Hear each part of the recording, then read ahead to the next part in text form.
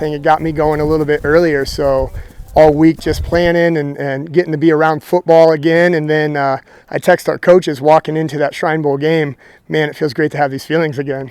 That Shrine Game springboard affords Derek Doherty a running start in tackling a host of new realities for Fort Madison football this fall. Most notably, a brand new architecture to the Hounds postseason as they slide down a classification in the Iowa ranks.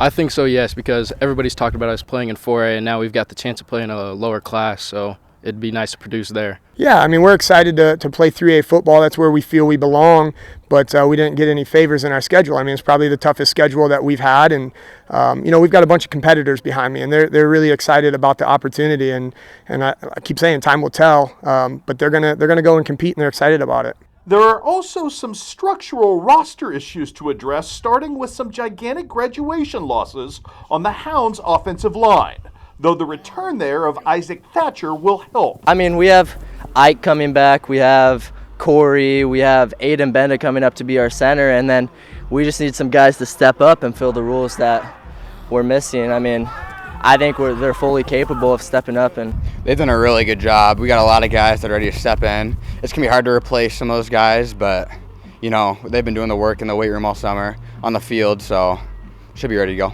There's also a new quarterback in play in Marcus Guzman, who has both significantly helped himself through off-season sweat equity.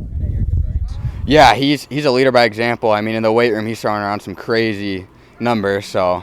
Yeah, 6'3", 215 pounds. Haven't had a quarterback that size in quite some time, probably since Peter Jennings. He'll also profit as well from the return of a dazzling receiving group led by Henry Wiseman and Leif Boding. I mean, we've got to be able to take the top off just how our offense is, but we can get those guys the ball short in space and let them go do some things too. So, Marcus's job is to get them the football and let them go get the yards. The main key, spreading them out, is just easier to beat them, Henry has really good routes, really good hands. He can go up and get the ball.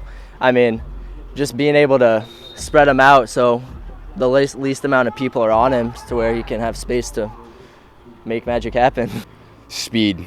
They're both two of the fastest guys in the state, and they can catch the ball too. And then there's the Teague Smith conundrum as the Hounds await clearance from off-season knee surgery from their top returning rusher and defensive cornerstone.